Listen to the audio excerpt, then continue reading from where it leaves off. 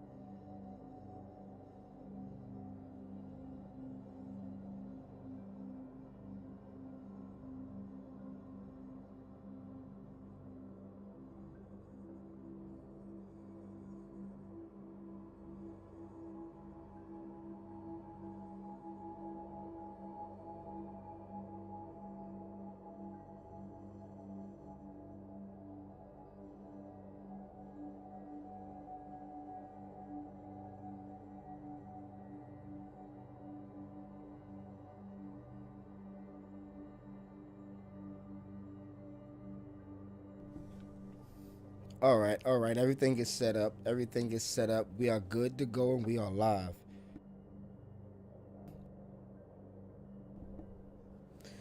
And I would like to say what's going on, everybody. DB4 here, and welcome back to the channel. And welcome back to some more Magic the Gathering. Man, it's been a while since we've been on Magic the Gathering.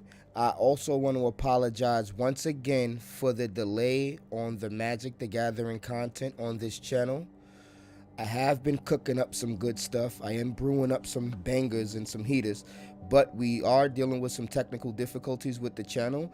As you guys can see, I did start recently posting some different types of content on the channel as far as One Piece is concerned, because I did want to do a lot of more different types of live streams that, didn't just revolve around Magic, to try to spice things up. But, I got flagged with a copyright strike, just to give you guys a heads up. So before I put this new content out with the Magic the Gathering, because I'm really working hard on it, I want to try to deal with this copyright strike, because, once you get to 3 strikes, your channel's in big trouble. So with that being said, I'm going to hold off on the Magic the Gathering content as of now, and we are going to put that out as soon as the copyright strike is done, and we're going to try to continue with as many live streams as possible as far as Magic the Gathering. Now, the last live stream we did, it was kind of an emergency live stream similar to this one, kind of spur of the moment, because Magic the Gathering decided to put out a whole brand new format years down the line and years into the Magic the Gathering game. They completely changed the format, so I jumped on and tried out the new alchemy format. It was pretty cool. I enjoyed it a bit, but it actually didn't regain my attention as much as I thought it would, and I didn't have enough time to play the game as much as I wanted to in these last few weeks. But we are here now with the brand new set, Kamigawa. Did I say that right? Kamigawa Neon Dynasty. Now, I haven't seen anything about this set. I was completely surprised when this set came out. I was 100% thrown for a loop. Now, I knew a set was coming, but with the new alchemy format, I wasn't sure about the timing of the set, so I stayed away from, a lot of the spoilers and things. Once I seen the art for the set, I was completely sold. The coloring threw me off for a bit, but then, Neon Dynasty, they got the neon pink or purple going on. Once I got into the scene of some of the concept art, I was completely sold. Now, I didn't get spoiled on any of the content. I usually get caught up with all the cards before I crack any packs or anything like that. But this is going to be a 100% blind set review, or no, not a review. This is going to be just just me going through the set and see how everything is. Now, what I do know about the set by just looking at the concept art, it looked like it has some sort of samurais going on and a lot of mechanics, maybe some artifact play going on. And I did see a few planeswalkers, you know, when I was creating my thumbnails, you know, full disclosure. But with that being said, let's get right into Kamigawa. I apologize for the long intro. Everybody on all my YouTube family, y'all can just skip forward, all my playback peoples. But yeah, let's get started. I'm excited. We're gonna claim our rewards, I guess. You did it! I'm so proud of you. Yeah, we're gonna claim our rewards for the last season. Now, I'm also very, I always thought you were amazing. But now, the whole multiverse will know. Wow. Bye. You know where to find me. Oh, they got the tutorial lady talking to me again. I don't need your help. Anyway, I'm completely upset because the mastery tree. The mastery tree. I was one level away from 100 of 90. I was one level away from 90 mastery, and you know, I wasted an entire draft run, and I wasn't able to purchase to unlock the mastery pass. I usually wait till I unlock all of the levels before I do it, but yeah, I was pretty upset I wasn't able to play as much as I wanted to, so I ended up around like 89 last season. So I'm going to try to go hard and grind up all 90 levels and also unlock the mastery pass this time pretty early on. So I just wanted to cover that. I was pretty disappointed when I realized that I ran out of time for the mastery and the new set was already out. But with that being said, all of the BS aside, let's jump right into the store and check out the daily deals. They give it a lot of Kamigawa stuff. Oh yeah, samurais. Okay. Now, this is going to be like a mini set review slash just going over the cards since I don't really know what's going on with this set. What I usually do in these types of videos, I purchase about 50 to 30 packs, you know, as much as I can afford with my free-to-play account. And then I just crack packs, have some fun, do some enjoying, and then later on in the stream, we might even do a draft. I'll try to save about, you know, 10,000 for a draft. If not, we'll just craft up the best deck we can brew. And we have a bunch of wild cards stacked up, and we'll go from there. We'll probably just run some fades and see who's online and see who wants to smoke. But as of now, let's go back into the store and get some packs, man. Let's start with the Kamigawa packs. Oh, man.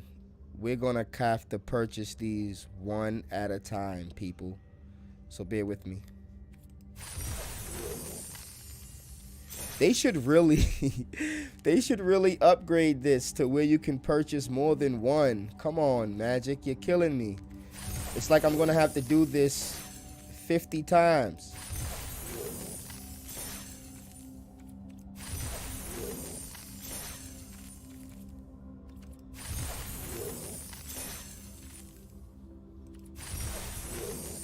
Six, 7,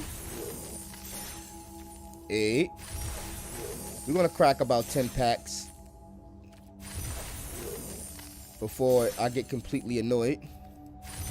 I think this is 10. We'll go for 20. Let's just go for 20. Maybe even 30. I wish we can do multiple packs. There has to be a way to speed this up, right? Is there a way to shift click this?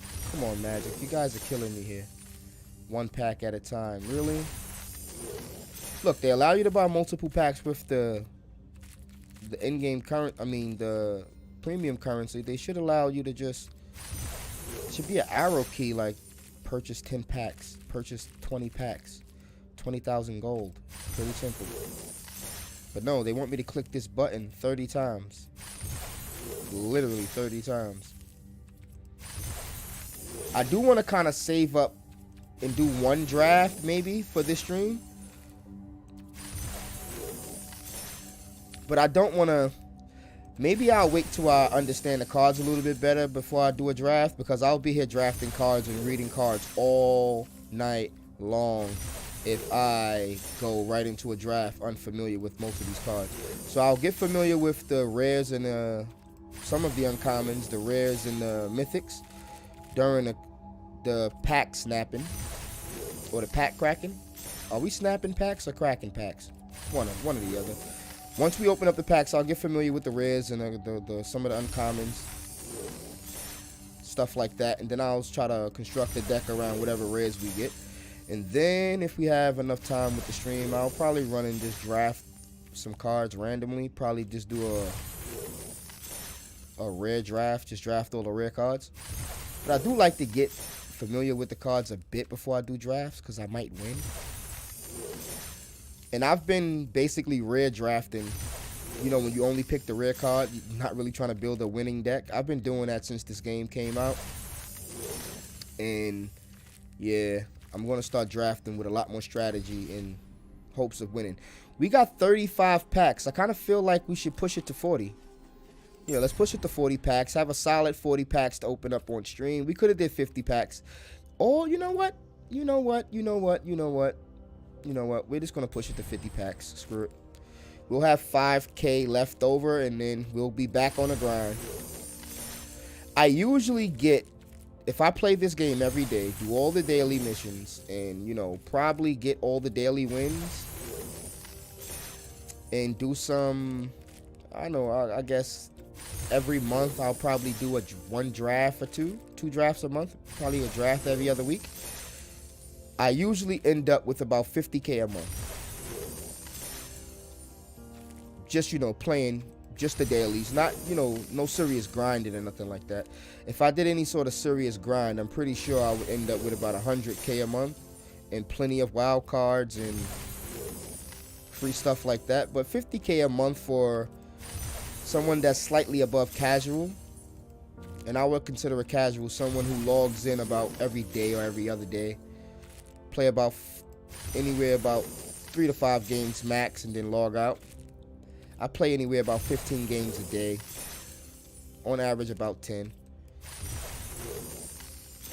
When I'm in grind mode, I do a lot more, so.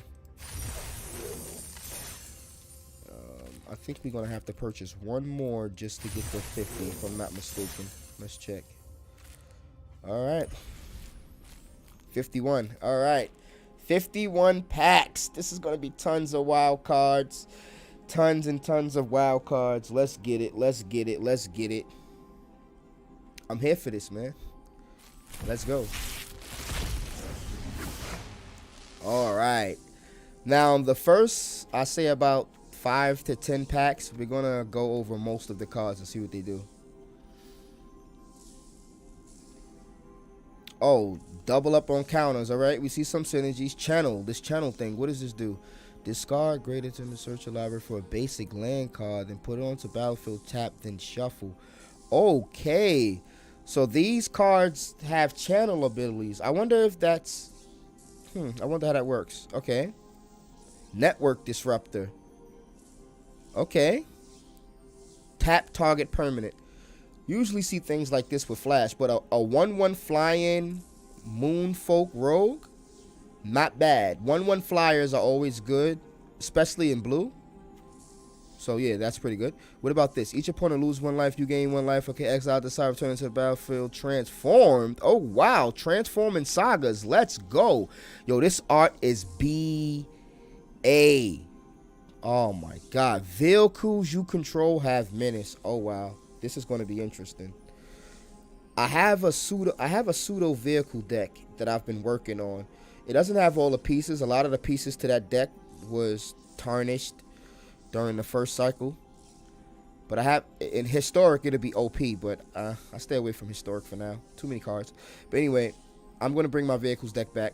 Moving along. Story Weave. Okay. Choose 1. Put 2 1/1 counters on target yourself. Put 2 lore counters on target saga you control. The next time one or more enchantment creatures enters the battlefield under your control this turn, each enters with 2 additional 1/1 counters. Oh, so these are enchantment creatures. Oh, sagas just got crazy. Wow. So sagas return as creatures now.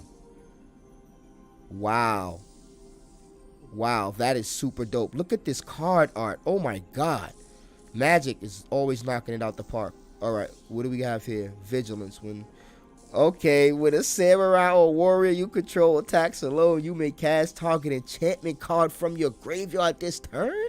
Oh, enchantments are back, baby. Yo, I love enchantments. I always love Bant enchantments.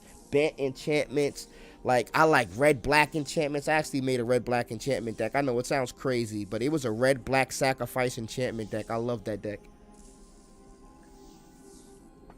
It was a real weird combo that nobody never expect red black to be running enchantments. I did a lot of, you know, BS with that deck. Oh, what do we have here? Our first legendary, mythic, rare. Let's go. If a creature attacking causes a triggered ability of a permanent you control to trigger, that ability triggers an additional time. Wow. Human Samurai. Well, I'm not sure. Well, that ability can definitely have some human synergies, but we don't need the human synergies. I have tons of cards I can build around this with right now. Like, this goes right into so many decks. I'm so glad. Ishin? Isn't that Ichigo's father's name? That's wild. Two heavens as one. Oh my god, that's wild. I like that. I like that a lot. Our first pack is a success. I like every card so far. And we're not going to take this long with the other packs. I apologize for anybody who's impatient. But, you know, we got the Dragon Spark Reactor here. What is this? Another ends the battlefield under your control. Put a charge counter on Dragon Spark Reactor. Okay, sacrifice Dragon Spark Reactor. It deals damage equal to the number of charge counters on its target. That damage. Ooh. So you get a creature and a player for four mana? I wonder if you have to pay the 4 mana or you can just sacrifice it as a permanent. I think you have to pay the 4 mana. Either way, this is a pretty good card. It looks very, very deceiving, but it's a pretty damn good card. For 2 mana, so I say you play this turn 2, you'll have by turn 4, you'll have at least 2 counters on it.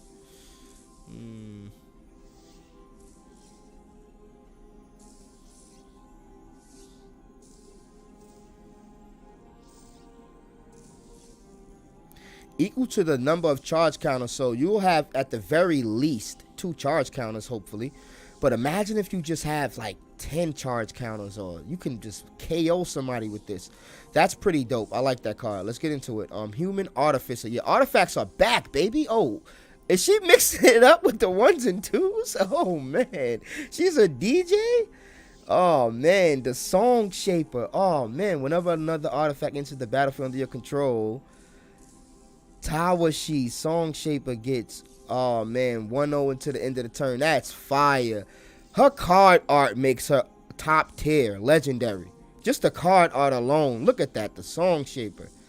I hope she has like a different card where she's just, oh man, that's amazing.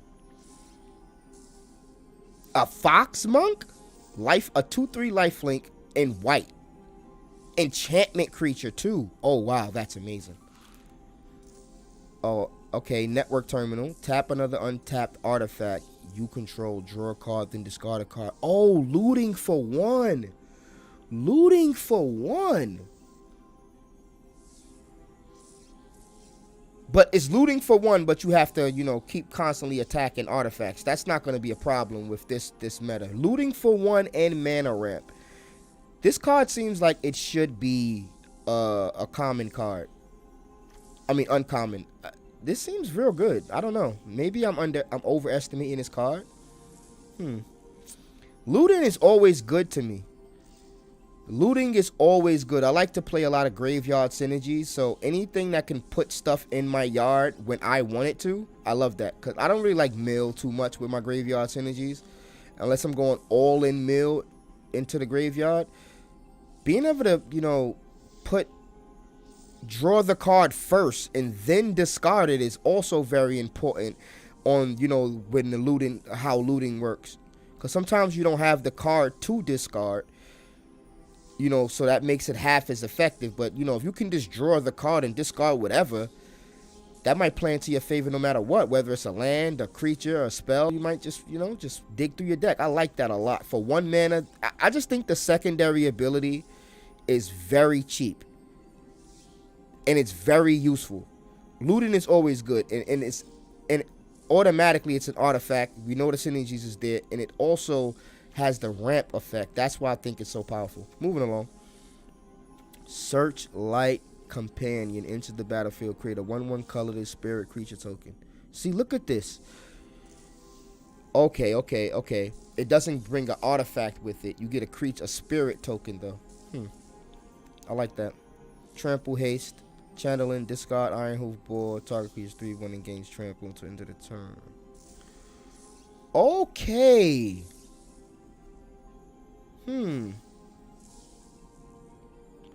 I like this a lot. I like this a lot. And it's an artifact creature to boot. I like this a lot because I have a deck that I've been playing around with for a while. And the whole purpose of the deck is to boost any creature's damage by at the minimum 3 points. So, you know, you give them 3/1, 3/0, plus 3 first strike.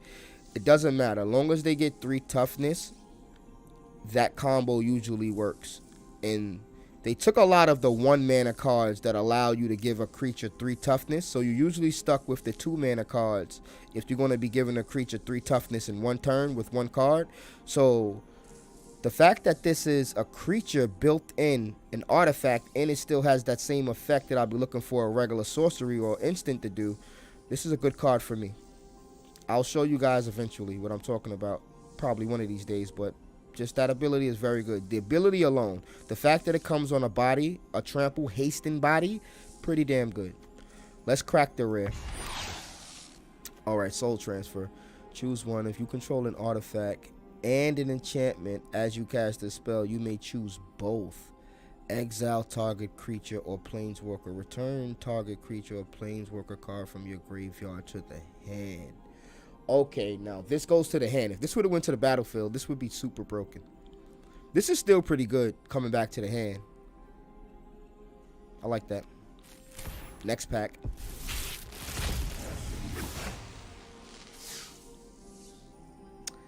A bunch more new stuff. Okay, this is a saga. It's going to come back. Play an additional land. Gain 3 life. Oh, untap 3 lands when you block this. Okay, that's pretty dope. 1/1 haste. Reconfigure. What does that do? Attach the target creature you control. Unattach it from a creature. Reconfigure on as associate. Wow, attack. This isn't a creature. Hold on, what? A rabbit battery. Equipment rabbit. Oh, wow. So it's a creature. It's a haste creature that can reconfigure as, oh wow.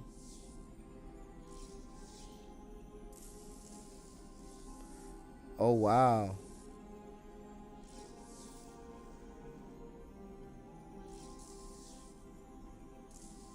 Wait, can you reconfigure at instant speed? Oh, only as a sorcery. Woo. But the great thing about this is, see, the funny thing about this is you should always reconfigure this, because I'm thinking you get in for 1 damage with the haste if you can. Reconfigure it onto a creature to protect it, because, you know, when a creature dies, this is an equipment. It stays on the field. Reconfigure it again, and it gives everything haste for 1 reconfigure point. That's very, very dope. Just the fact most of these artifacts that give a creature haste for 1 mana are very good. Just the artifacts like Swift Boots and stuff like that. In the right deck, those artifacts take full control over a game if you have them in the right deck. This gives a 1/1 boost with the haste, and it's a creature itself. Pretty damn good. What do we have here? Channel, discard bamboo archer, destroy target creature with flying. Oh, that's pretty good. Not bad. I like this because, you know, it's a good 2/2. A 3/3 for 2 is pretty good. Defender reach, not bad. It's good. It's just good for defense. But the fact that it's a 5 mana spell that can take out a dragon, not bad. 1/1 to end of the turn. A bear. Okay. Draw a card. Every time they enter the battlefield? Oh, Spirited Companion. Okay, sacrifice deck. Here we come. That's what I just see sacrifice with this. Enchantment creature dog too. Oh wow, I like this a lot. If you control an artifact and an enchantment, you draw a card and gain 1 life. Okay, so I see that synergy. Until the end of turn, creature you control get 1/1 have life link. When this creature dies, return it to the battlefield under its owner's control. I love cards like this. You know, that just, you think you're going to get the kill and then the creature comes right back. It's not over yet, pal. Let's see what rare we got. Okay, we got a legendary land. Channel, discard Sunkers and Crucible Defiance. Create 2 1/1 colorless spirit creature tokens. They gain haste in the turn. This was 1 times with each level creature control. Okay, so it's just a regular red land. Pretty cool. If we don't need it, we can channel it and just get 2 1/1s. That's pretty cool. The fact that it's a land, I'll take all lands. Lands are expensive, especially the good ones.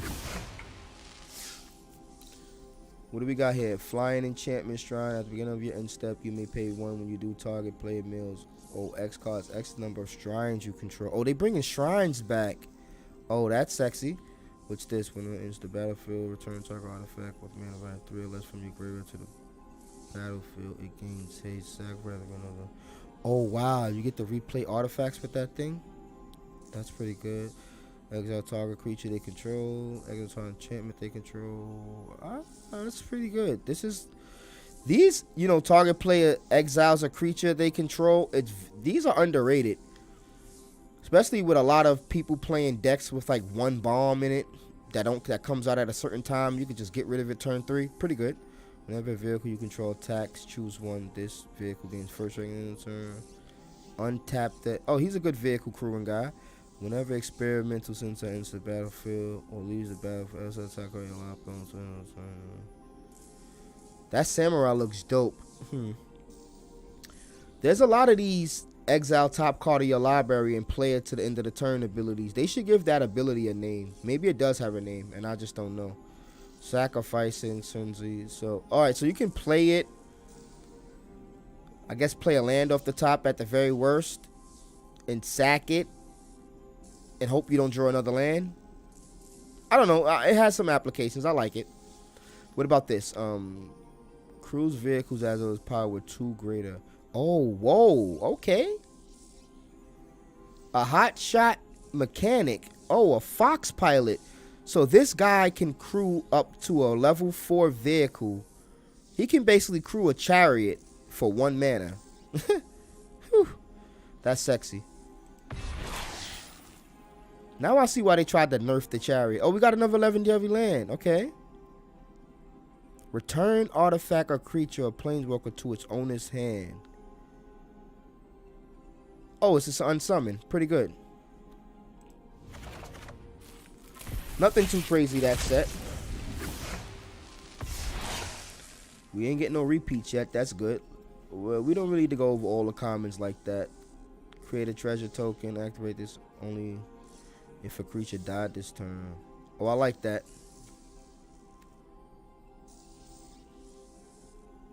Discard first, draw a card. Goblin Samurai. Okay. Oh, ninjutsu. Okay. Whenever Coilus take the common into a player, put a 1/1 counter on target creature you control that doesn't have 1/1 counter. Okay. Okay. A ninjutsu is here. I like ninjutsu. Whenever you end step, you may pay when you do create each shrine. Oh, shrines is back full effect. Whenever one of you control attack, create a 1/1 colors pilot creature token with this creature. Oh, wow. A pilot generator. Okay, I like this. Oh, that is crazy good. Oh, we bringing vehicles back for sure. Samurai vehicles? Haha, let's go. That's what I'm talking about. Equipment ogre. Okay, a reconfigurer. Yes. Equipment. Creature get 2/2 whenever overhelm equipped creature does common into a player, you may sacrifice it. If you do, discard your head, then draw 3 cards. Whenever ogre head helm or equipped creature deals combat damage to a player, you may sacrifice it. If you do, discard your hand, then draw 3 cards. What if you don't have any cards in your hand? That's probably very good. Whether you reconfigure or not, that seems very good.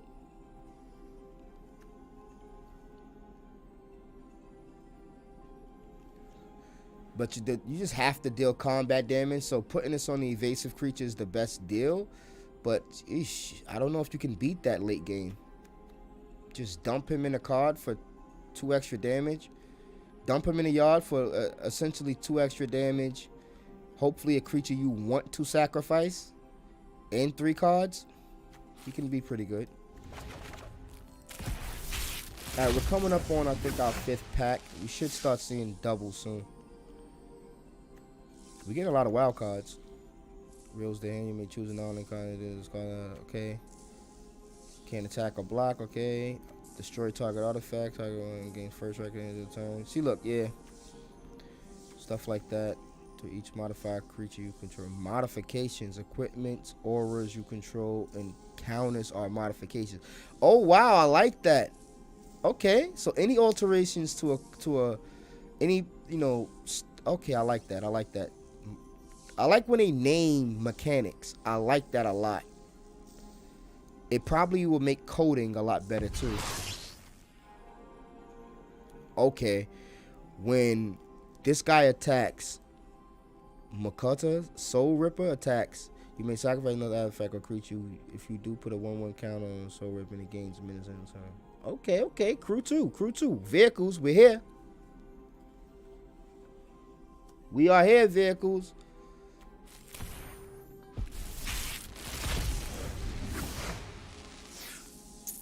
We're starting to see doubles. And the doubles are stuff associated with vehicles, too. Exile creature, okay. Equipped creature gets 1/1 to defending player. Okay. Reconfigure 2.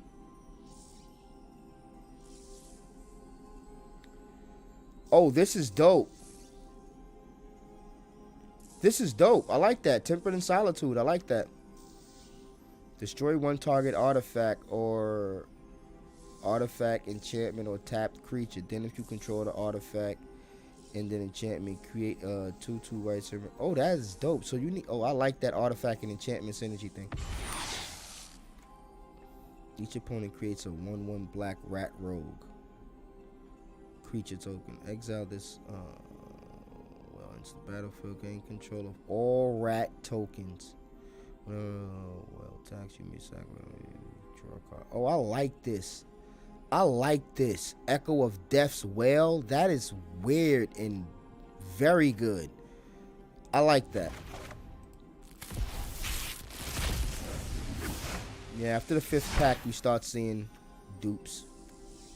This spell can one of the guys for every. If you control an artifact and one of them you control an enchantment. So it can be 2. Destroy target creature or playing with. Okay. So it can be 3 mana, 2 mana, or 4 mana. Pretty good. You can 2/2 and you control all the enchantment. Those creatures gain life. Whatever. Deal damage, turn, draw a card. Oh, I like this. I like this. This, yo, man. Oh, man. There's a lot of creatures that, you know, somebody just gonna block because they think you want it to die, and that's all you really want from it is to get it off the board. This, you are already dead, is gonna catch a lot of people off guard. And the fact that it draws a card, it's never a bad card to have. At the very least, it'll make an unfavorable trade favorable no matter what. You know, it's like giving a creature death touch, basically. It's pretty good. I like that. Check the rare. I was about to go without checking the rare. Let's go. What's this? Kami of Transcendence. Oh, put a 1/1 counter on Kami of Transcendence at the beginning of each end step. If an enchantment was put into your grave from the battle of this turn, you may return Kami from your graveyard to the hand. Oh, wow. Okay, wow. Whenever you cast an enchantment, she gets bigger. Reminds me of somebody.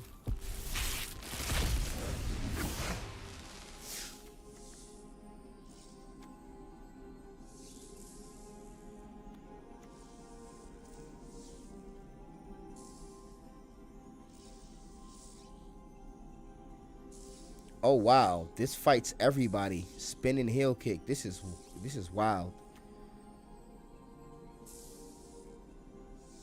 Death touch and lifelink. I like this ninjutsu rat ninja. I like that guy. 3 or less, gain 3 life. Pretty cool. Channel. Counter. Spell Pierce is back. I hate Spell Pierce. Explosive Singularity.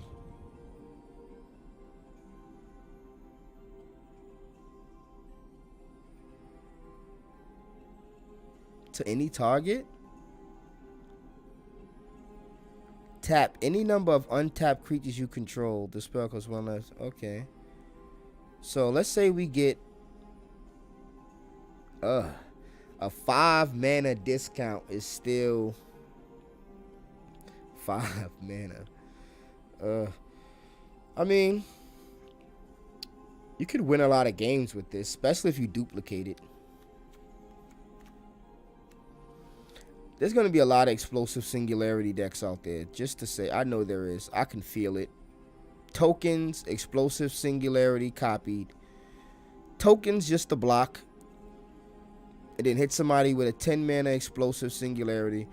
It's going to be, this card is going to end up being Epiphany with a faster win.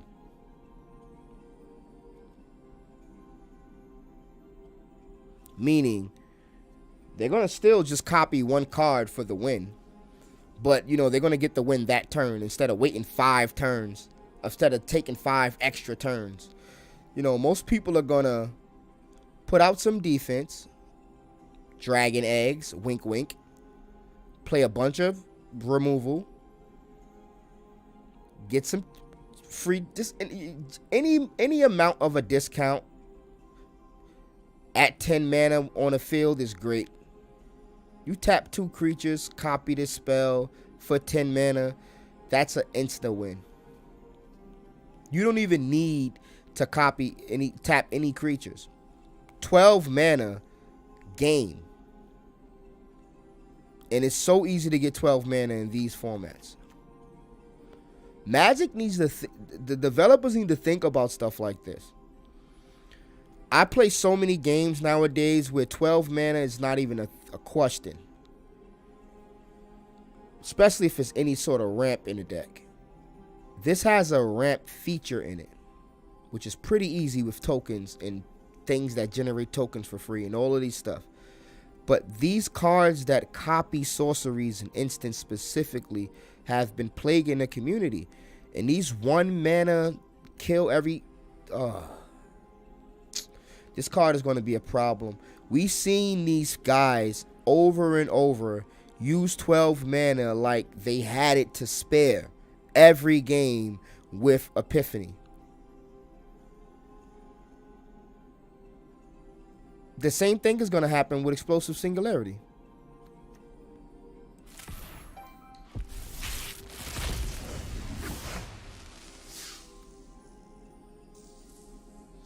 Pretty dope. At this point, I pretty much know what kind of deck I want to build.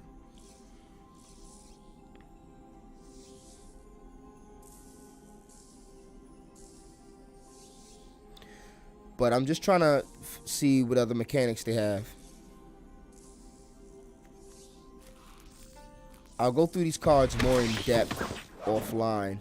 I want to get into some games now at the moment.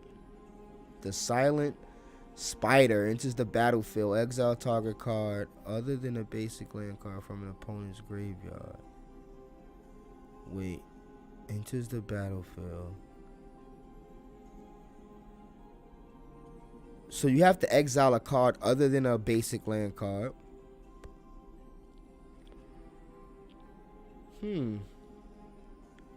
Oh, so you just can't exile basic lands. Then you search everything they own and exile all the cards. Then they shuffles.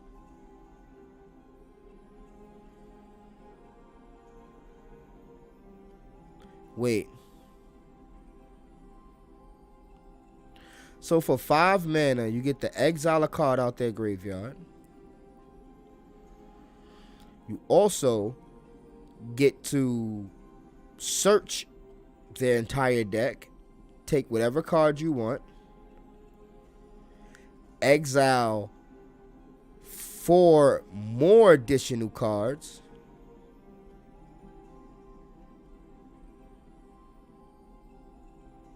three additional cards, rather, and you get to play one of them. That's pretty broken. I'm going to use her like crazy. Ninjas are in the building. I mean, it's pretty much certain. We're only looking for ninjas right now.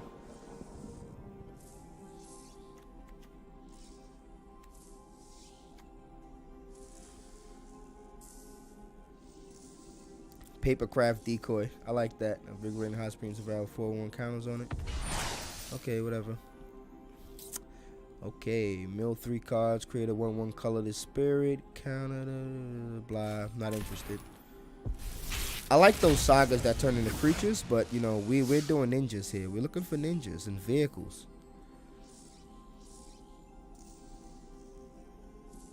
Oh, so when you crew him, oh, this is I like this. Mobilizer mech. When you crew him, he just crews something else for free.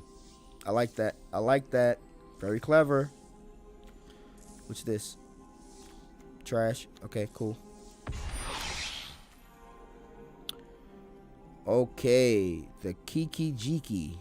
Reflection of Kiki-Jiki. Create a token that's a copy of another target non-living creature you control, except it has safe. Oh my God, what is going on with this saga? I was just about to say the sagas aren't the best thing. Hold on, wait. Create a 2/2 red goblin shaman creature token. Whenever this creature attacks, create a treasure token. Really? Every time you may discard up to 2 cards if you do draw that many cards. Up to. So you can just discard 1, draw 1. Okay, cool. Exile this. Okay. So the 3rd chapter, we know what the 3rd chapter does. It gives you a legendary goblin shaman. Kiki-Jiki is wild. Sacrifice at the beginning of the next end step. Oh my God. So you just get free creatures every turn and free treasure tokens? You know, granted you can enable this. This is very good. I don't even want to brew with this yet. This is probably the best card I snapped so far, though. I'm definitely going to keep that in my notes. Kiki-Jiki. Man, that was dope. Trample, haste, crew 2. Really? Crew 2? That's funny. Concern while you control talent, you may cast later. I feel like I've seen this ability.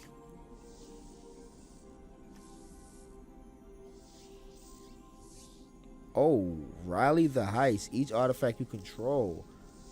2 artifacts among them, put them into your hand, and the rest on the bottom of your. I like this. Rally the Heist. I like this card. Human Ninja. 2/2 turn into the turn. I like this Moon Circuit hacker. March of the Wretched Sorrow.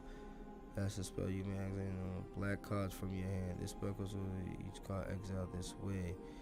There's X damage to target creature or player. You gain X life. I'm glad it didn't say target player, but yeah.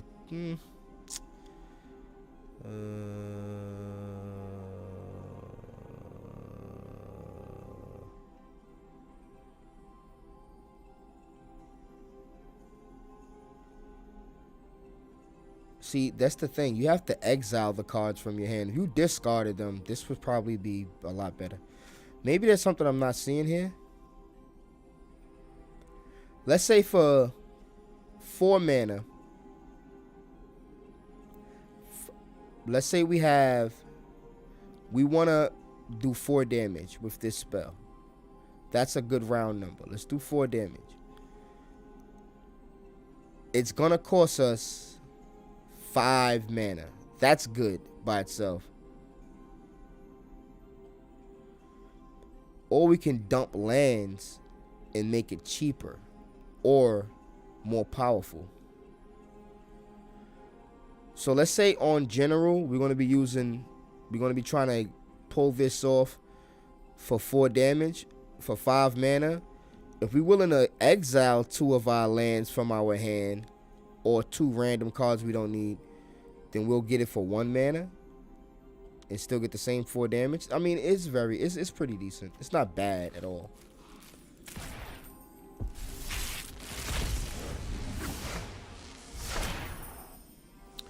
All right, what do we have here? Enchanted creatures on the permanent. Okay, sacrifice another artifact. Still bring it to 1 turn. Okay. Ninjutsu, let's go. A copper tech record. Oh, he looks, yo, that's what's up. They got coppers in here. He looked like a Ninja Turtle. That's fire. A Ninja Turtle that look like a copper. It reminds me of my boy from One Piece. Kawamatsu, yeah.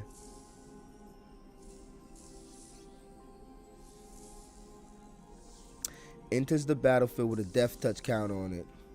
Common display, you may remove a death touch counter when you do as okay. Enchantment destruction, pretty good. Create X2 2 white samurai creature when villain. They gain minutes to and hasten the turn. Each opponent.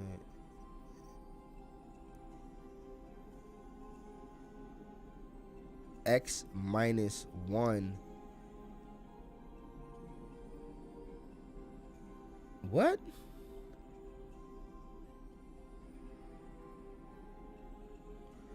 Oh, so okay.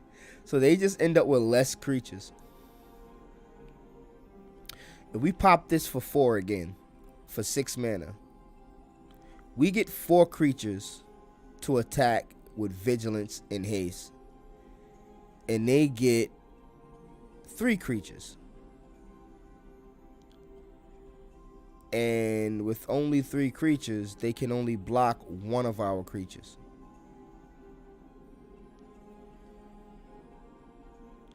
So we'll get a free 4 damage in 1 trade. So they end up with 1 creature, no, 2 creatures. I guess a favorable trade. Yeah. So we end up with 3 and they still have 2. Yeah. I get it. I get how this card works. I get how it's a rare. You know, they'll continually have less creatures than us. And the menace just makes it worse. And, you know, they can't really retaliate the same way we can. They have the vigilance and things, but... yeah, I get it. I get it. Pretty good. Not crazy, but... you know, if you have a way to pump our creatures, this card is even better. Like, if we had some sort of global enchantment that only pumps our side of the field... yeah, some sort of anthem effect. We get our 3/3s in there. He ends up with a bunch of 2/2s. We end up with a bunch of 3/3s. Smacking in with menace. That amps the damage up to 6 damage. Yeah, we still trade off 1 for 1. Amps it up to 6 damage. And then it gets worse from there. So this card is pretty good, especially with the anthem effect. With anthem effects, don't end up with some bunch of 4/4s. That's pretty damn good. And at the very least, you could just pop this for 1 and they get nothing. That's the good thing about this. You could pop this for 1 and they get nothing. You can pop this for 2 and they can't block.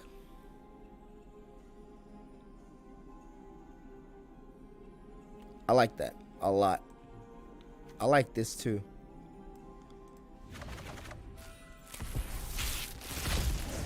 I know I'm theory crafting, and I should be not theory crafting, but you know. Oh, cheaper enchantments. Of course, of course. Oh, this is real good. On any creature, I like that.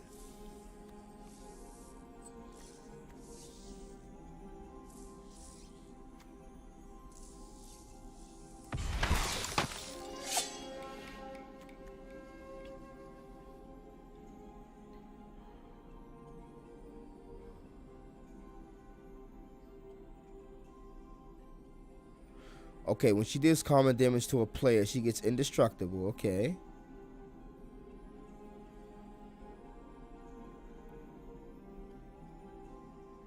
Oh, wow.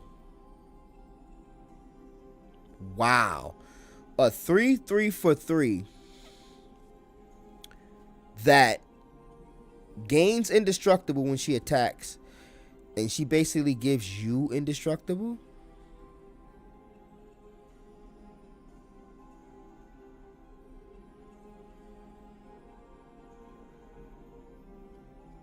Oh, no. Okay. When you take damage, she just lose indestructible. It doesn't prevent the damage you take. I thought it like nullifies your damage. So she like takes a hit for you. Like I thought. Oh, that's wild. Okay, so in order to remove her counter, they just have to get to you. But that's the thing. If she has indestructible, she can block indefinitely. I like that. That's interesting. That's an interesting. It's a weird mechanic. It's kind of confusing at first, but that's kind of dope. She attacks him for 3, gets indestructible, and then brick walls the opponent for most of the game. I like that. And she's not going to give up any favorable trades for a while, so I like that.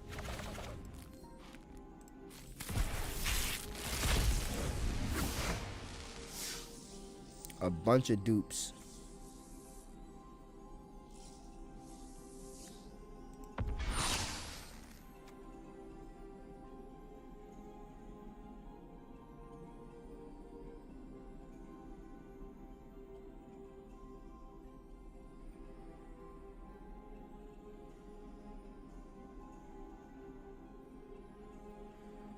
Oh, wow. Hold on, wait. Look at the top. You gain 2 life.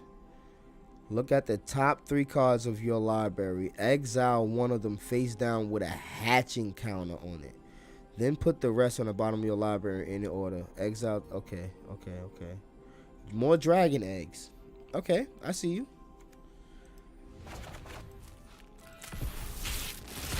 First 16 packs was pretty damn good. Oh, we got another Dragon Spark Reactor. I like that card. Aura or Shrine card, reveal, put it into your hand and shuffle. That's pretty good. What's this? Volt Surge. As this goes cast a spell, you may sacrifice it. You may sacrifice an artifact. Okay. Volt Surge does 2 damage to a target creature or planeswalker. So this is a shock. This is just shock. Okay, cool. If this spell additional cost was paid, Volt. Oh, wow. Whoa. Sacrifice an artifact. Artifacts are very cheap to come by in this format, especially with a format that supports artifacts. This is going to get very spicy. I can see this card being pretty broken. For instance, I have a Blood Vow deck where the Vows of Blood, I end up with so many Bloods of Vows, I can just throw them away. This card fits perfectly in just that deck alone. My vampire deck. Pretty dope. Target. Equipped creature has 1 sacrifice ninjas.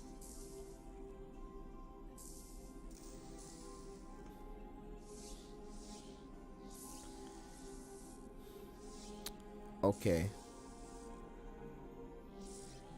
Wait.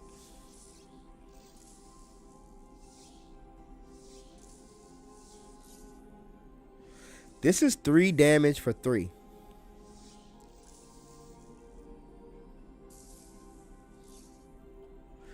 This is 3 damage, essentially 3 damage for 3 mana.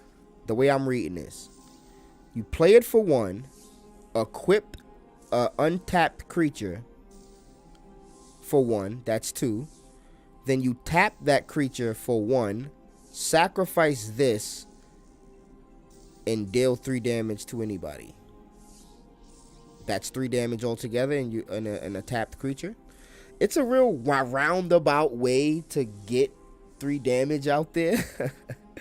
But 1, it can be used anytime, probably at instant speed if you already have it on a creature. or similar to instant speed, and it's an artifact for the synergies. What's this? Oh lord, what's going on here? Soul Kamigawa. Okay, the Kamigawa, I got it. Soul of Kamigawa. This is probably the legendary creature of this set. Soul Kamigawa enters the battlefield. Another target permanence became indestructible for as long as you control. 5/5 until end of the turn for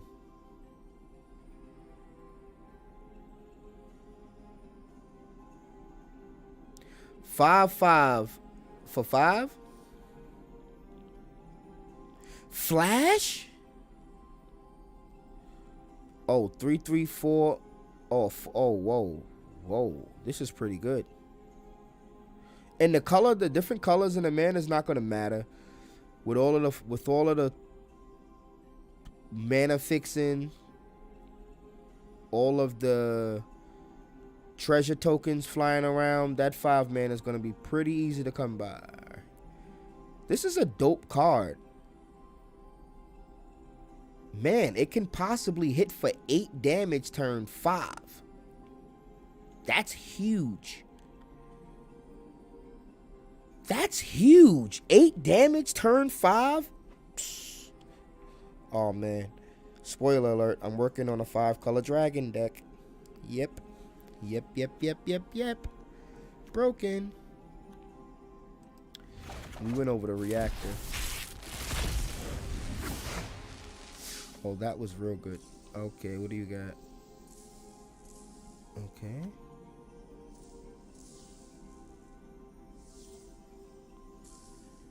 Oh, I like this a lot. Gain life equals to mana value. Draw 2. Like that. I like this little dog too. I like that. Oh, they gave me another Kamigawa back to back. Oh, that was epic. Oh man, I'm definitely building a deck around this. This is just broken. Oh man, it's just broken.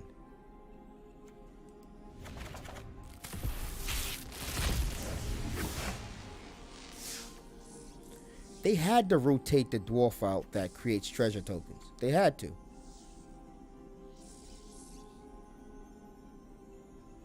Ooh. Samurai creature token with vigilance. This is pretty good. But you know, it's the artifact and enchantment synergy. I'm glad I got another one of these Volt Surges. These are pretty good too. Channel, Scar Bluff. Oh, we got another mythic. How many is that so far?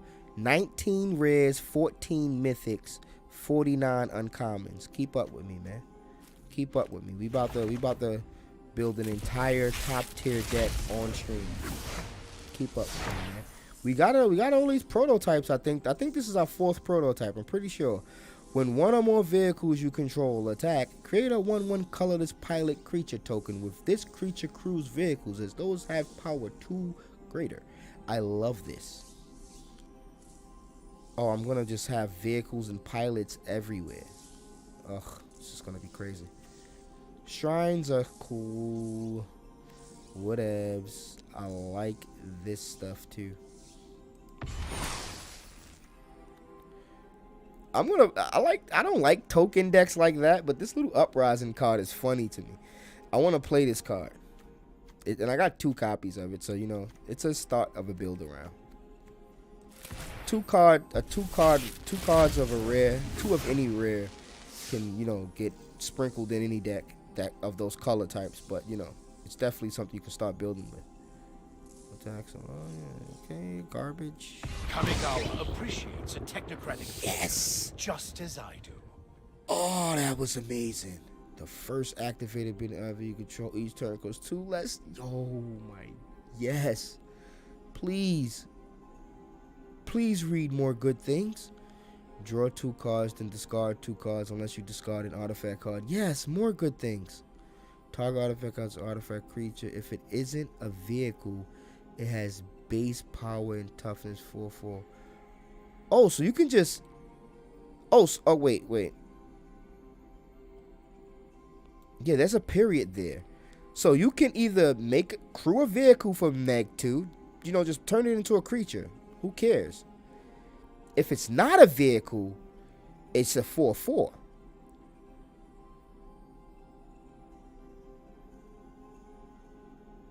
What if it's an artifact creature that's just weak? Can you make that a 4/4? Interesting. Now, what's the next 6? Whenever an artifact you control becomes... Oh! Whoa.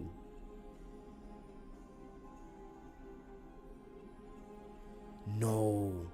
You can get this as early as turn 7.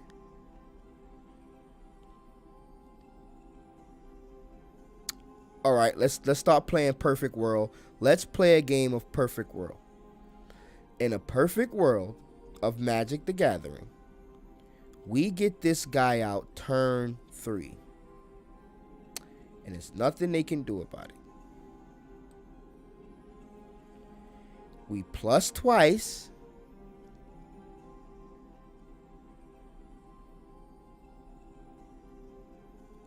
And we alt turn 6.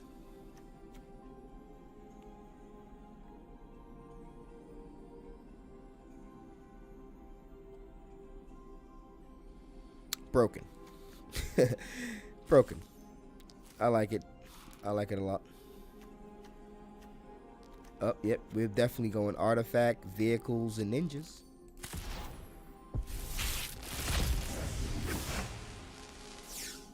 What's this? Exile one on face down one of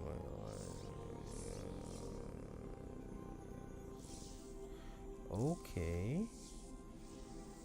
Oh, they're going to be destroying artifacts left and right this format.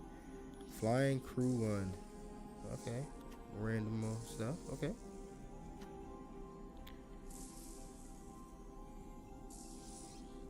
Automated Artificer. Add colorless. Spend this mana only to activate an ability or cast an artifact spell.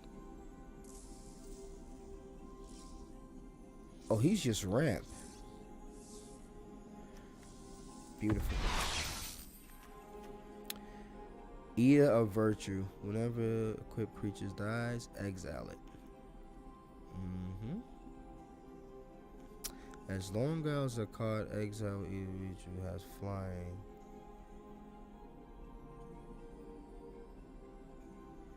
Equipped creature has flying. The same is true for first strike, double strike, death touch, attack, menace.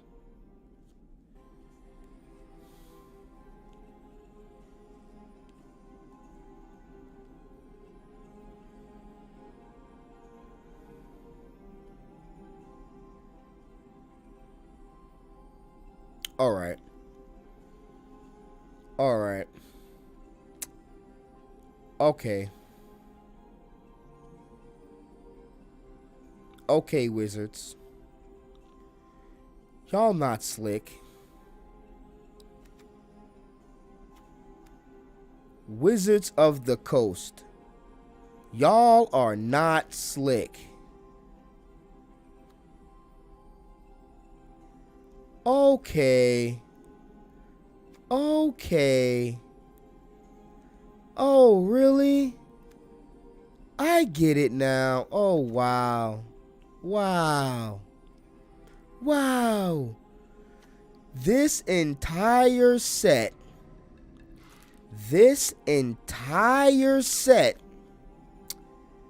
was inspired by One Piece. I guarantee you this entire set, Kamigawa, Neon Dynasty, is inspired by Ichida Oda's One Piece. And I'm going to explain to you why. When I first saw the Kappa, I was like, wow, that reminds me of Kawamatsu. Then I kept seeing a few names that are directly named after characters in One Piece. That was just a coincidence. Then you start seeing ogres, Onis. Kaido's army, maybe?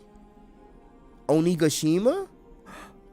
Wait, vehicles, mech suits.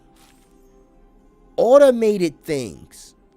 Wait, does that remind you of Eustace Captain Kidd? Yeah, how about that? How about that? This is what cuts the cake for me. Eater of Virtues. Now, if you don't know, this is going to be a rant, by the way. A full One Piece rant right now. I'm going into full rant mode. If you don't know, in One Piece, there's samurais. And, you know, one of the lore of the samurai swords is when that samurai dies, their essence or their being goes into the sword and they pass the sword on to a new user. And when that user dies, you know, so on and so forth. And, you know, these swords get passed down for different samurais, and the sword just basically gets stronger and stronger and stronger as you keep passing it down throughout the generations, throughout the lineage. And that's the exact ability of this card, Eater of Virtue. Basically, when a card dies, whatever ability it has, when it dies, the sword maintains the ability. That's amazing. That's amazing. Not to mention, the hilt of this sword looks like the legendary sword of Wano. Oh, yeah. Oh, we cooking now. We cooking now, Magic. You guys aren't slick, though. I caught this immediately. Immediately, Wizards. Getting a little inspired by One Piece, maybe. You know what's so funny about this to me? Last part of the rant. I decided I was going to do One Piece content in 2022. Now, I do have a second YouTube channel that I could have put the One Piece content on. But that channel has its own content going on it, and it's already has several different types of content on it. So with this channel, I decided, you know what? I'm going to bring the live streaming effect to this channel. And I'm going to use the One Piece content for that. Because for some reason, One Piece has always reminded me of Magic the Gathering. Quick little history lesson. When Magic the Gathering, one of the first sets to come out, pirates was a very popular theme. There's a whole planes about pirates. And that whole vibe of that set just gave me One Piece vibes. So I've always equated One Piece and Magic in my own head, though. In my own head, these two IPs had no reason to collaborate or take ideas from each other. I just thought that they had some similarities. But this is clear, definitive proof that the creators of the Magic the Gathering card game at Wizards of the Coast are directly inspired by One Piece and Oda. As a matter of a fact, I would even go as far as to say, because I'm into the One Piece community and things of that nature, I watch a lot of the bloggers. Salute to King of Lightning, Brago D Ace, and salute to my boy Joy Boy Theories. Joy Boy Theories recently put out a review for the latest One Piece chapter 1040, and he even mentioned the fact that he loves a certain card game. What card game is that? He mentioned he loves Magic the Gathering. And wow, what do you know? That's another One Piece YouTuber who somehow loves Magic the Gathering. Now, he makes Magic the Gathering correlations. Now, I didn't really see it before. I wasn't really tying Magic in One Piece too much. But with this new samurai set, that samurai mechanics, Wano has samurai mech suits with Kid and Law, the whole punk rock theme. Then you have the ogres and Kaido and the swords, and oh, it's just amazing. It's just amazing. Thumbs up, Wizards. Thank you. You should do a collab. Ran over. Sorry about that. Went on longer than I expected, but that just really caught me off guard. Amazing. Mech hanger. Okay. Counter targets. We're going to speed this up some because my rant did go overboard. Exile target card. Oh, from a grave. One counter lines. Quick pieces. Each one counter lines. Oh, wow. That's interesting. So the lion sash just keeps getting stronger. And you can it's a creature. Oh no. Oh no, it's a creature. Oh, it's a reconfigured creature. Oh, that's bad. That's a good card. I look at all good cards as bad things. That's how Magic has gotten me, man. All good cards are bad things in Magic. They take away the fun. Okay, the Toad Rider.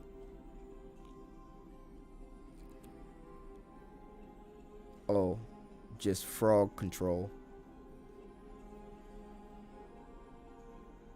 Frogs love creating more frogs, man. Okay. Crew 3. I swear I saw this card. Maybe in another existence I saw that card. All right, let's go. We're gonna blast through this we're just gonna check the top cards of vehicles. Menace, instant battle, turn. Ah, I'm glad they did this because there was another card that had this same effect, and I abused the hell out of it. Yeah, just keep giving me permanents back, then I'll keep getting this card back. You know, like, yeah, you better have exiled it.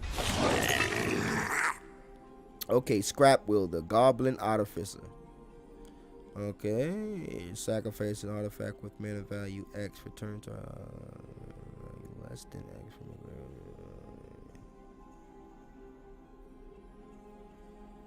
Oh, I like that. Scrap Welder, he's pretty cool. What's this? Counter target spell. Get the counters out. Get the counters out of here, man. You don't need to see no counters right now. Okay, Silver Fur Master. Okay, Master Splinter style. It's like they're inspired by, like, this is like Ninja Turtles mixed with One Piece. Like, what's going on here? Ninjutsu 2. Okay. Ninjutsu's ability you activate cause one. Oh, that's good. Other ninja and roll. Whoa. Other ninja. Rat ninja. Okay. So he's a ninja himself. Okay. Oh, he's a lord. A ninja lord. Yes. A cheap ninja lord. Yes. Oh, we're definitely doing ninjas. There's no doubt about it. They gave us a cheap ninja lord. There's nothing else to talk about. There's nothing else to talk about. All we need is ninjas. This soul transfer is pretty cool. But all we need is ninjas. We know what we're building. We're building a ninjutsu deck here. We even got the keyword search down plaque. We're just looking for ninjas. Discard 2 cards. Ninjas and roads. Whoa. Oh, target player discards 2 cards. Okay, pretty good, pretty good. Fine. Whenever a non-target you may pay to you do create a token. Whoa. Whenever a non-token artifact you control enters the battlefield under your control, you may pay to if you do create a token as copy of that. This is pretty sexy.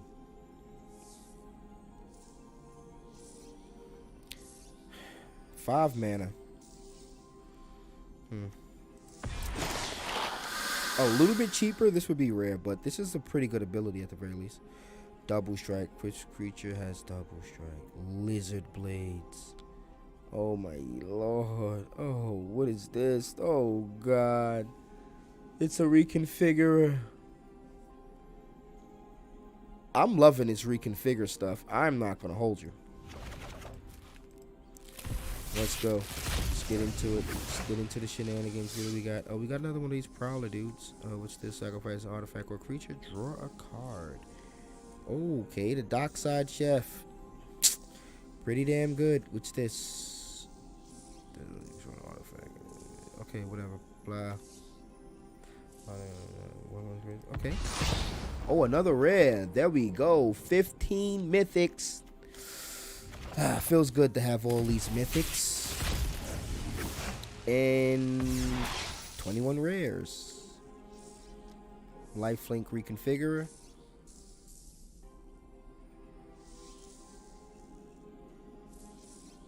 Oh, this is... Oh, okay. Roadside reliquary. Okay. Okay. Pretty good. Farewell.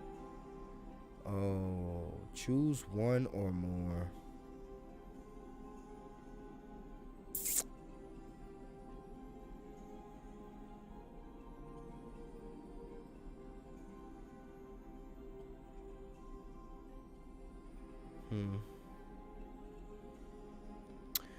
I love this card.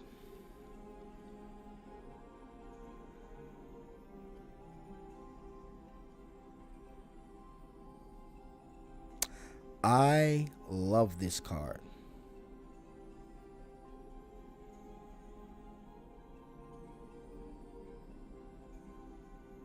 I'm a big fan of board wipes and sweeps. I love this card. That's all I'm gonna say. There's one thing missing from this card, and I don't even care. I don't. Because all the artifact and, you know, I love this card. But anyway, it doesn't target planeswalkers. One thing to note. That's all I want to say. Still an amazing card. I don't want to talk about how good it is before I see this everywhere, but we're building around that. Let's just say that. Like the Magic pros are gonna watch my vid and be like, "Oh God, did you get it? Did you understand what he was trying to say? That card's gonna break Magic." Never. It's never gonna happen. Nobody's gonna take my advice on Magic. Oh, another rare. Let's go. For some reason, I never noticed that spinning stuff in the middle of the rare. Don't ask me why. I've never noticed it. Maybe that's new.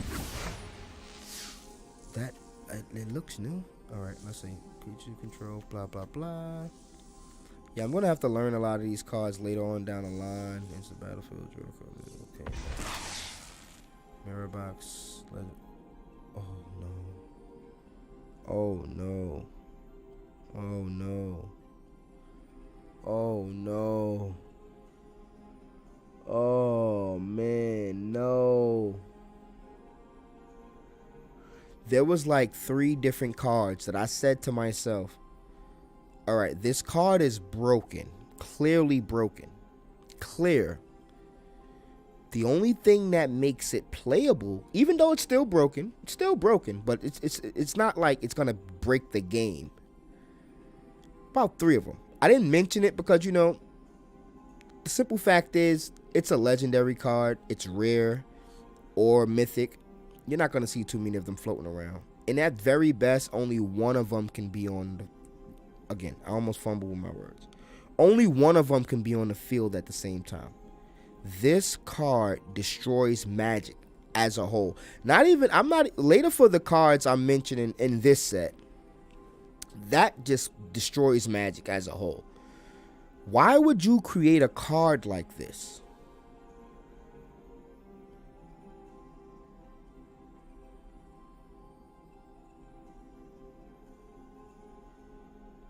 Why would you create a card like this?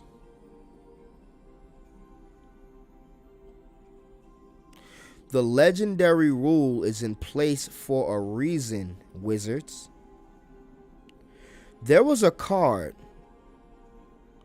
that allowed you to copy other creatures, even legendary creatures, and it eliminated the legendary rule. That card was broken. It didn't see a lot of use because, one, it was a card and it created a token. So it was probably easy to deal with in that fashion. But the card was still broken and shouldn't have been printed. If people tried hard enough, they could have broke Magic with that card. I've seen someone attempt it, and I couldn't even play the game. He was copying legendaries that there's a reason why you shouldn't have 2 of them on the field at the same time, at no time. And it's a few of them you could have just copied and it was an instant game winner. I guess that's why they printed the card. It was a quick combo. You know, you just figured out the right legendary, copy it, and you win. This card is that one card on a million. It targets every permanent. There are lands that are legendary now for a reason. There's enchantments that are legendary now for a reason. Oh man. There are artifacts that are legendary for a reason. All right. Let me give you a better example. Oh man. Do I have to spell this out for you guys?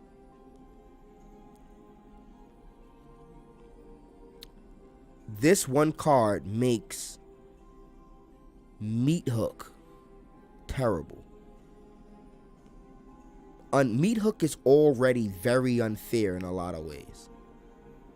The fact that they get life, damage, a set nuke amount, that means they can decide how much they want to nuke for, so they can make it a one-sided nuke sometimes. Huh? At the very least, they get life for everything they take out, and they get, more importantly, they get to do damage when they lose things. So even if they don't do a one-sided board sweep, they still get the damage. Now, there's a lot of tokens floating around, so that's one thing. But imagine that effect multiplied once or twice. Think about that. Now, imagine 2 meat hooks down. Just 2 meat hooks. And I'm playing my meat hooks for 0. Just 2 black. Just 2 blacks. So I go turn 2 meat hook, turn 3 mirror box, turn 4 meat hook. Go.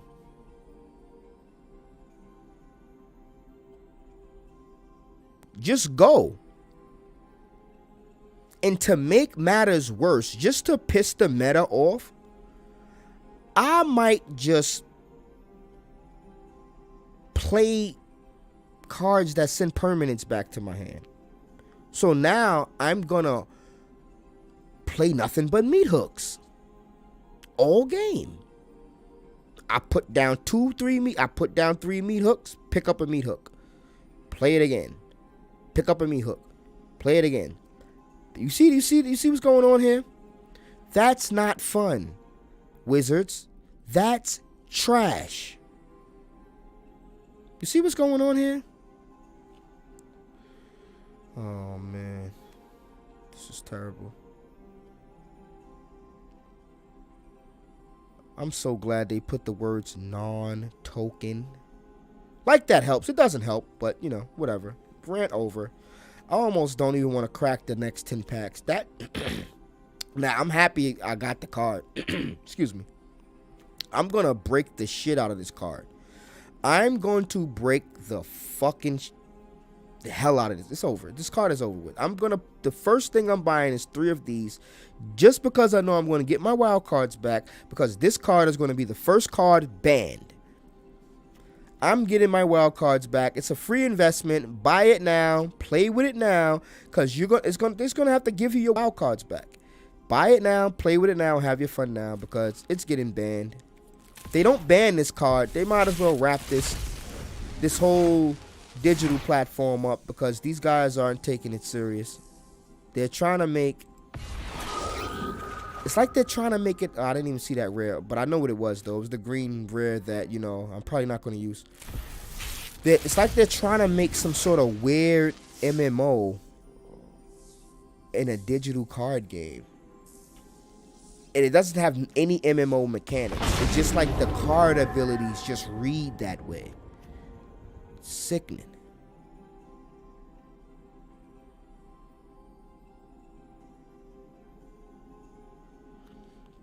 See, some legendaries aren't as egregious, but there are some legendaries that even if you put them both down and sacrifice one of them, it's still worth it. Because just having both of those abilities triggering on the field, it's amazing.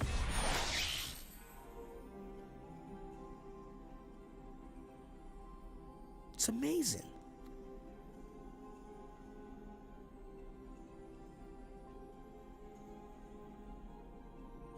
I like this. Invoke Despair. I like this.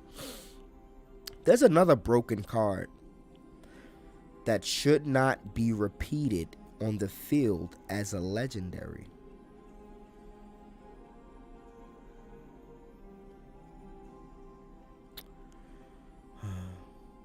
Did y'all just forget y'all printed a bunch of broken vampires last set?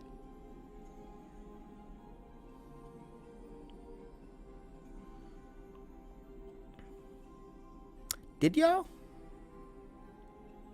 Did somebody at Magic forget that they print legendaries that should not exist on the field together? Nobody thought of that? Oh, okay. Okay.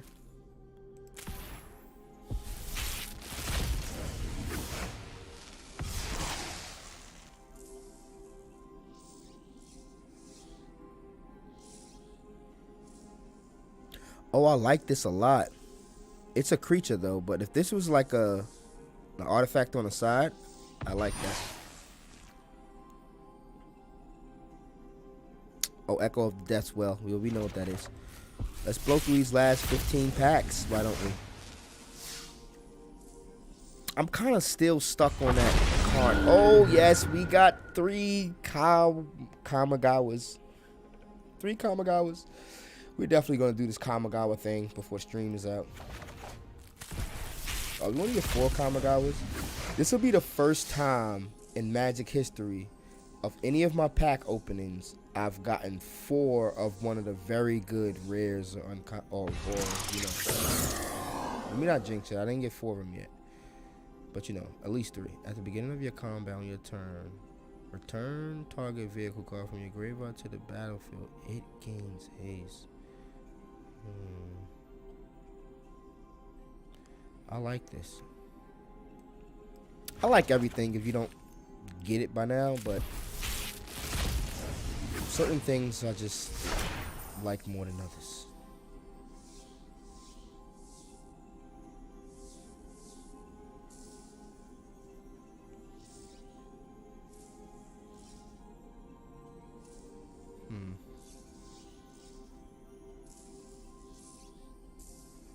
See again, turning blood vials into 2/1 hasters, into 3/1 hasters is amazing.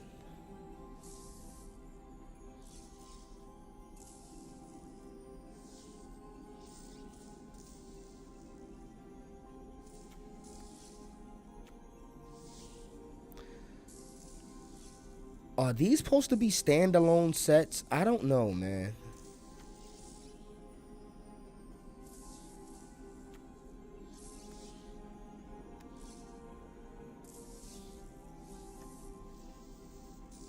And it creates an artifact creature token.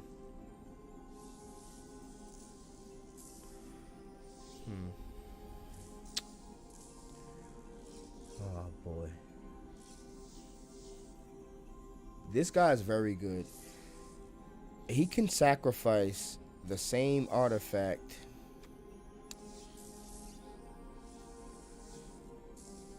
that he got to get another one back. And you know, the when an artifact enters the battlefield trigger, he can just do that every turn for 1 mana. Effectively for no consequence, really. If you add a card like this,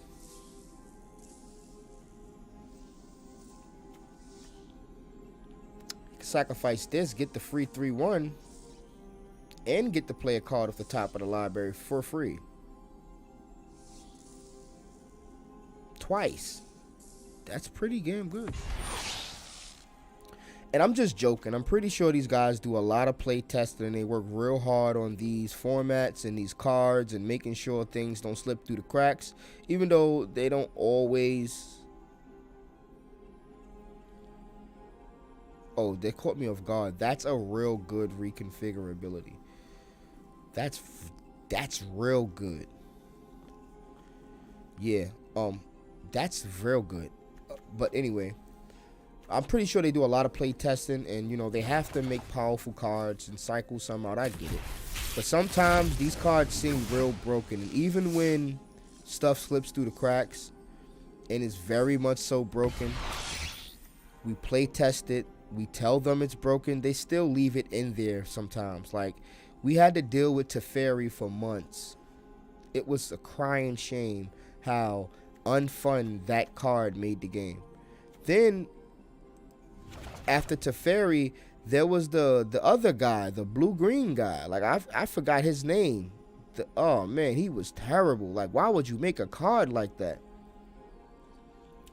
Then there was the Nissa. That was terrible. Nissa, I had 4 copies of Nissa. The same Nissa card everybody was using in every green deck.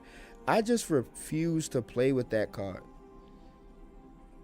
We had the Nissa trouble. We had the Teferi trouble. We had the Oko trouble. The Oko was a dumb card. Oko was dumb. But these are cards that slipped through the cracks, was played, tested by the community for months. They left those cards in rotation for months, destroyed the meta, and then at the last second removed them. When you should have just removed them to begin with and probably saved a lot of the meta. But they decided not to do that. So I'm not mad at the cards on release. It's just that they take too long to get rid of them. Look how many rotations it took for them to get rid of Epiphany. And I had a ball with Epiphany. I got about 12 Epiphany decks probably. I had a ball with that card. But the point is, they basically created an entire format to justify cards like Epiphany, Chariot, and all these other weird cards that shouldn't exist. They created a whole format outside of the normal format, talking about a digital only format to justify these super OP cards. But then they left the card there for months, Epiphany, and then they finally banned it and gave us our wild cards back. But it was kind of too late. I know plenty of people who probably stopped playing this game because of Epiphany alone. And then they did the Magic finals and every deck was an Epiphany deck. That should have been a red flag right there. I think it was something like 8 out of 10 decks were the same exact build minus 2 or 3 cards. Like, that's trash. If that doesn't tell you you having balancing issues, I don't know what you're.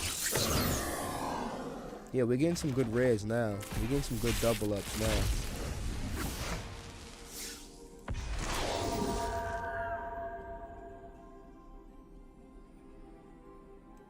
My rant.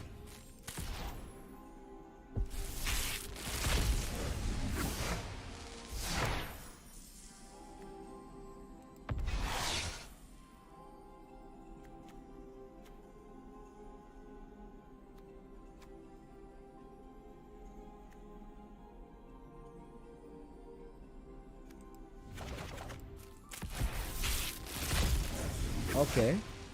We did get some decent joints over here. Oh, another legendary. Let's go.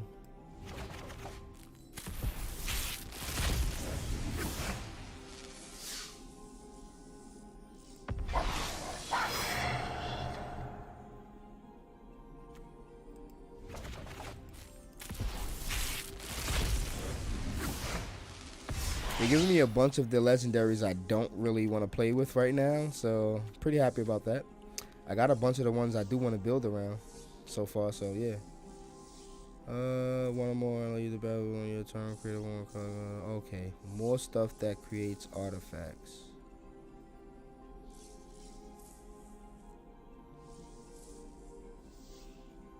Oh, this is dope. I know exactly what I'm doing. Farewell. Great. I got another farewell.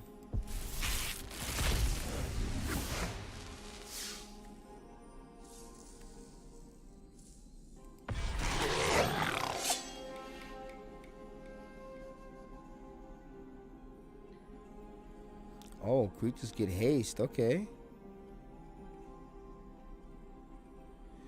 Oh, free dragons, huh?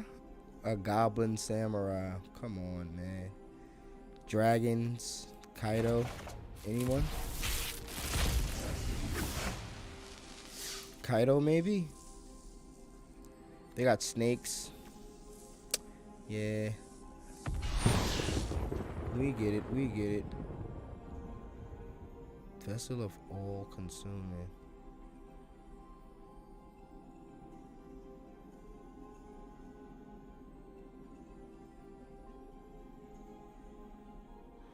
Okay. Okay, why not?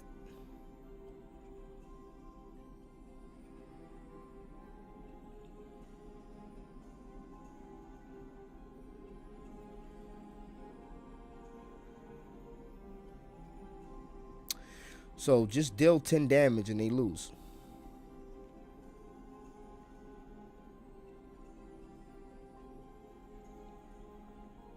See what I mean?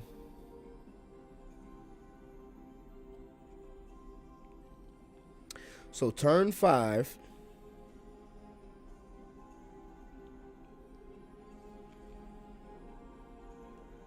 Give this guy double strike.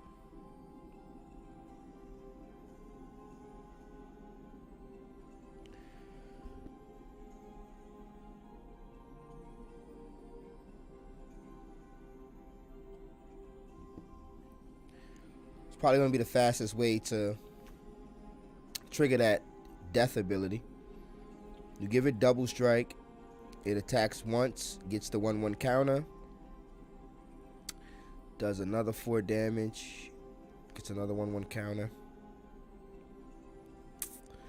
You're going to need some assistance, but you can probably pull off a crazy combo untapping turn 5 with this saga.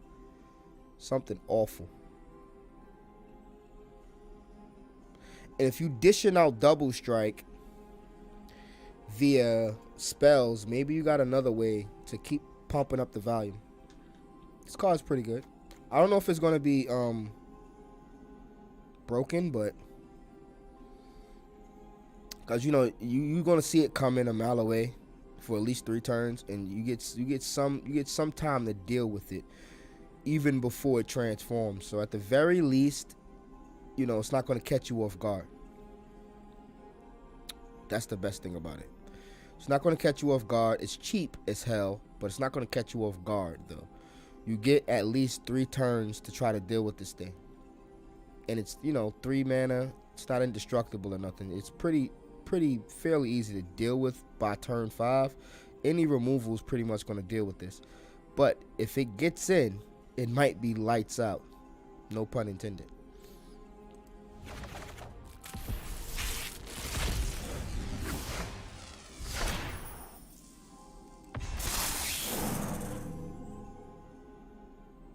Other enchantment creatures you get 1/1. Copy target activated or triggered ability control from an enchantment source. You may choose new targets for the copy.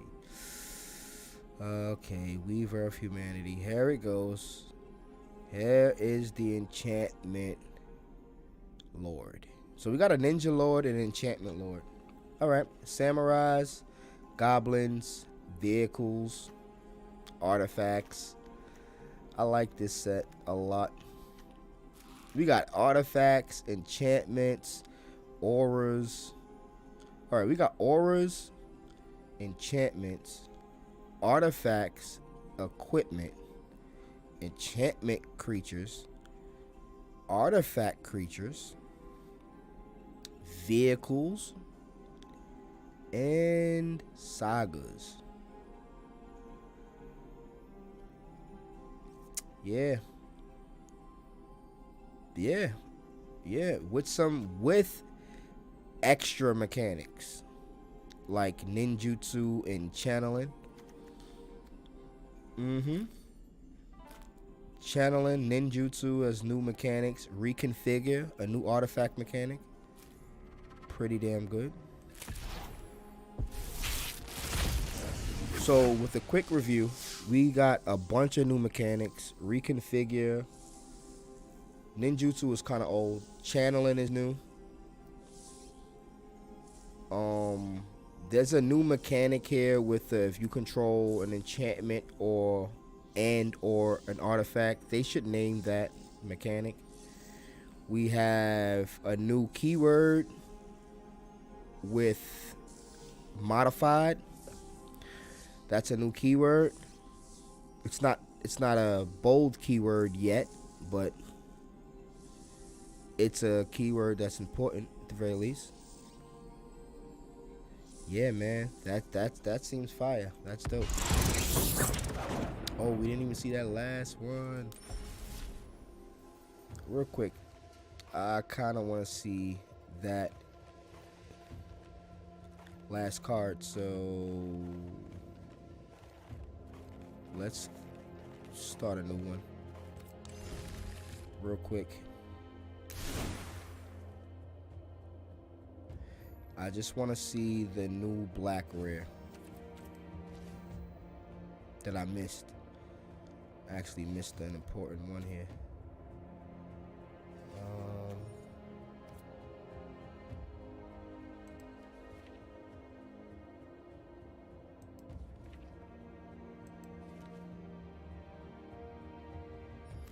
Okay, yeah. We got the Moon Sage Sky on.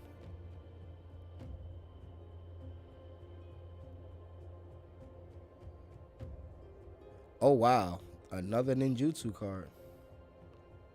Great. Well, we're definitely going to build the ninja deck. We're probably not going to do it on stream. It's looking like this stream went way longer than I expected.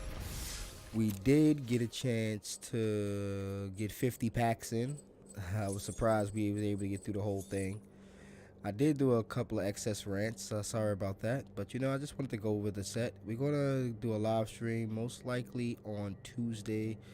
And we're going to play a bunch of these cards, do some daily quest and things of that nature. We're going to do some events and have a ball. By the time we get back, we should have this deck crafted and brewed up, so I wouldn't waste you guys' time with that. That'll be another hour at least. So yeah, I'm pretty happy with this set. I do want to get some confirmation on if there anybody at Wizards that's really paying attention to One Piece, because you're not fooling me.